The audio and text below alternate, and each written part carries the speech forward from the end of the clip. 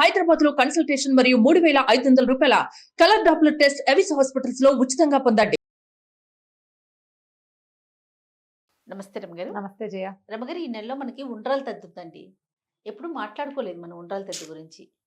కొంతమంది నోములు నోచుకుంటారు కదండి, ఉండ్రాల తద్ది కూడా మీకున్నాయా? లేవు. ఓకే, ఏం చేస్తారు ఏంటి? మహాలయ పక్షాల్లో వచ్చే తదియ. ఆహా ఆహా.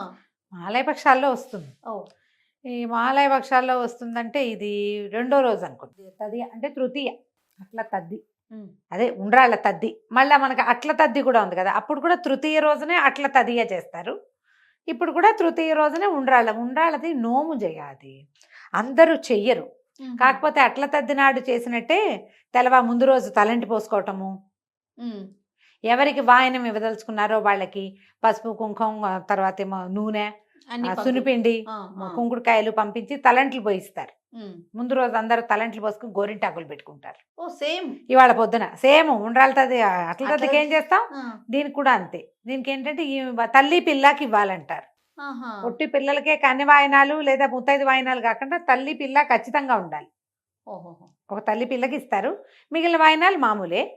ఈ తర్వాత మర్నాడు పొద్దునే తెల్లవారుజాములేట ముందు రోజు రాత్రే అన్నం వండేసుకుని గోంగూర పచ్చడి, ఉల్లిపాయల పులుసులు అవి చేసుకుంటారు. ఉల్లిపాయల పులుసు మా ఇళ్ళల్లో అలవాట్లేదు, మేము ఏదో పచ్చడి, తోటకూర పులుసు అవి ఏవో చేసేవాళ్ళు.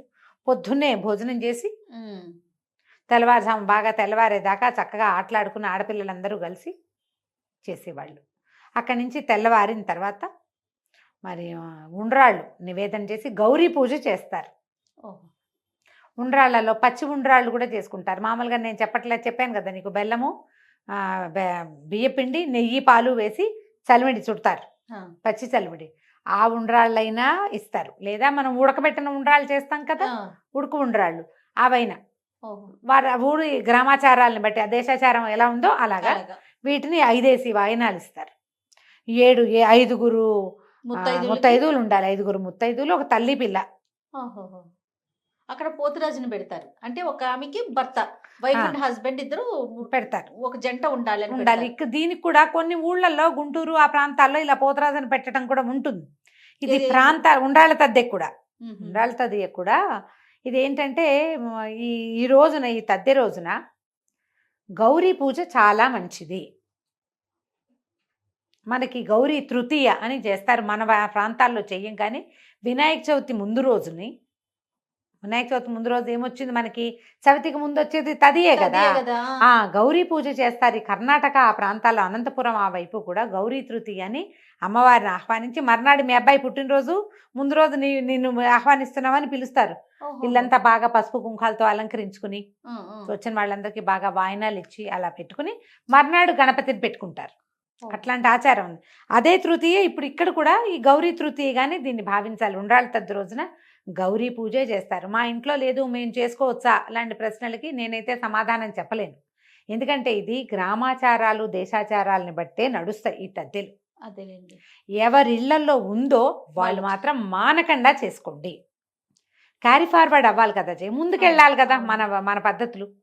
మీ ఇంట్లో ఉంటే మా అమ్మ చేసేది మేము చేయట్లేదు అని అనకుండా, మీ అమ్మ ఏం చేసేదో, మీ పెద్దక్కైనో, మీ మేనత్తనో కనుక్కుని మీరు చేసుకోండి. మనం ఏం చేస్తాం జయ, లోకసహజంగా అసలు రాఖీ పండగ మందా కాదు.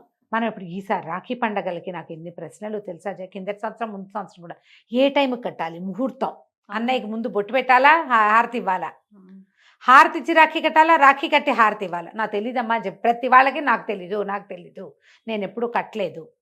ఇది మన ప్రాంతపాచారం కాదు. చేసుకుంటున్నాం కదా, చేసేసుకుంటున్నాం, అందరూ చేస్తున్నారు. అసలు రాఖీ కట్టని వాళ్ళు లేరమ్మా. పనివాళ్ళ వేరే ఊళ్ళ నుంచి వచ్చి మరీ రాఖీ కోసం వాళ్ళు ఎవరైనా మన పద్ధతులు నేర్చుకుంటారా అని అనిపిస్తుంది నాకు. సినిమాల వల్ల చాలా ప్రాచుర్యంలోకి వచ్చింది. తర్వాత క్రమంగా రాఖీ కట్టిస్తే ఏదో బ్రదర్లీ సిస్టర్లీ ఫీలింగులు ఉంటాయని బలవంతంగా రాఖీలు కట్టించే సినిమా సాంప్రదాయాలు కూడా వచ్చినాయి. తర్వాత బజరంగ్ దళ్ వాళ్ళు రాఖీలు కట్టటాలు అవి వచ్చినాయి. ఒక స్నేహం ఆపేక్షతోటి కట్టేది రక్షాబంధనం, దాన్ని ఏమో బ్రదర్ అండ్ సిస్టర్ ఫీల్లోకి మార్చాం. అది మన ఇంట్లోకి వచ్చేసింది. తెలుగునాట అసలు రాఖీలు కట్టని వాళ్ళే లేనట్టుగా అయ్యారు ఇప్పుడు. ఇందులో పెద్ద వాళ్ళు సీనియర్ సిటిజన్స్, నా అంత వయసు ఉన్న వాళ్ళు కూడా రాఖీలు కట్టేవాళ్ళు ఉన్నారు, పెద్దవాళ్ళు కూడా. మన ఇంట్లో లేదు, మన ప్రాంత పద్ధతి కాదు, వాళ్ళు కడతారు, మనం ఇది చేసుకోము అని అనం. కానీ మనదైన యమద్వితీయ అని ఎవ్వరూ పాటించరు. ఉమ్. భగిని హస్త భోజనం మన తెలుగు క్యాలెండర్లో రాయబడి ఉంటుంది. అవును అవును. ఎవరు చేయరది.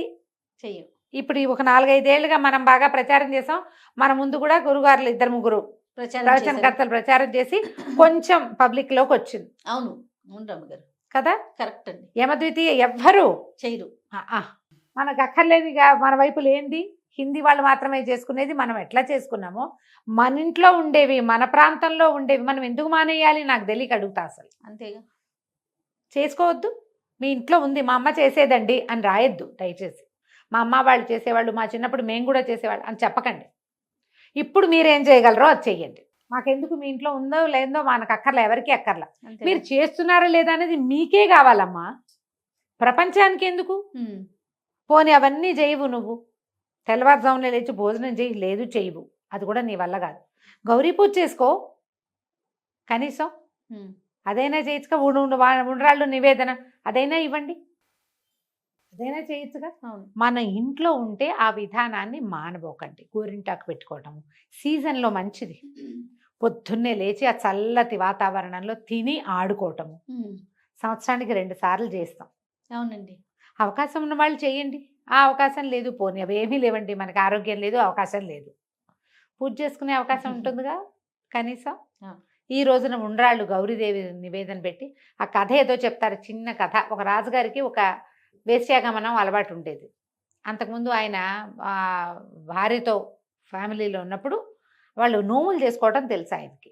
ఆయన అడిగేట, నువ్వు ఎందుకు నోవు చేసుకోవట్లేదు, రేపు ఇది ఉంది కదా, ఉండ్రాళ్ళ తద్ది ఉంది కదా, నోవు చేసుకోమన్నట్టు. ఆవిడ నేను చేసుకోను అందుకు, నేను చేసుకోను, గౌరెవరు, నేనే గౌరిని, అలంకారం చేసుకుంటే నేను గౌరీదేవిలా కనపడతానని నాట్యం చేసే అలంకారాలు అవి వేసుకుంది. ఆవిడ పొగరబోత్తనానికి ఆవిడకి తీవ్రమైన అనారోగ్యం వచ్చేసింది. అయితే చాలా అనారోగ్యం పడి ఇక రాజుతోటి సంబంధం కూడా విచ్ఛిన్నమయ్యే పరిస్థితి వస్తే ఆవిడ ఒక బ్రాహ్మణ్ణి ఆశ్రయిస్తే ఆయన చెప్పాడు, నువ్వు ఎక్కడో దేవీదేవతల్ని అవమానించావు, అందుకే నీకు ఈ పరిస్థితి వచ్చింది. అప్పుడు ఆవిడ పూర్వాశ్రమంలో జరిగిందంతా ఆలోచించుకుని అప్పుడు మళ్ళీ గౌరీ ఆరాధన చేస్తే 5 సంవత్సరాల్లో మళ్ళీ ఆవిడ ఆరోగ్యం చక్కబడిపోయి ఆవిడ జీవితం మళ్ళీ మామూలుకి వచ్చింది. ఇంత పొగరబోతూ దైవారాధన మీద ఆసక్తి లేని ఆమెకే ఇలాంటిది వస్తే ఆసక్తిగా చేసే వాళ్ళకి ఎంత వస్తుంది మరి. కాబట్టి తప్పకుండా ఈ ఉండ్రాళ్ళ తదియ నోము నోచుకోవాలని, ఇంట్లో ఉంటే మన ఇళ్లలో చేసే పద్ధతి ఉంటే ఈ కథ చెప్పుకుని అక్షింతలు వేసుకుంటారు. ఇది కనెగౌరి నోములని చేయిస్తారు చిన్నప్పుడే. ఉండ్రాళ్ళ తద్దు నోములు, అట్ల తద్దు నోములు చిన్నతనాల్లో చేయించే కొన్ని ప్రాంతాల్లో ఆ పద్ధతి ఉంది. వివాహం అయ్యాక తద్ది నోములు ఉన్నాయని 5 ఏళ్ల పాటు ఈ నోము నోచుకుంటారు. ఉద్యాపన చేసుకుంటారు. ప్రాంతాల వారీగా ఉద్యాపనల్లో తేడాలు ఉన్నాయి. ఒక్కో ప్రాంతంలో ఒక్కో రకంగా చేస్తారు. 5 ముత్తైదులకి 5 తల్లి పిల్లలు పెట్టడం కూడా ఉంటుంది. ఓకే. 5 ముత్తైదులకి తలంట్లు పోయటం, బట్టలు పెట్టడం, మామూలు ఒట్టి వాయనం ఇవ్వటం కాకుండా వస్త్రము, అలంకారాలు, లక్కజోళ్ళు అన్నీ ఇస్తారు. సువాసన చిహ్నాలైన గాజులు, పువ్వులు, తర్వాత తమలపాకులు, రవికల బట్టలు, చీర గీర వస్త్రాలు, ఆభరణాలు అవన్నీ ఇచ్చి ఉద్యాపన చేసుకుంటారు. 5 ఏళ్ళు కనీసం. వివాహం అయిన తర్వాత 5 ఏళ్ళు చేస్తే దీనివల్ల ఏంటంటే గౌరీ శంకర్ల దాంపత్యంలాగా అర్ధనారీశ్వర తత్వంలాగా ఉంటారు భార్యాభర్త.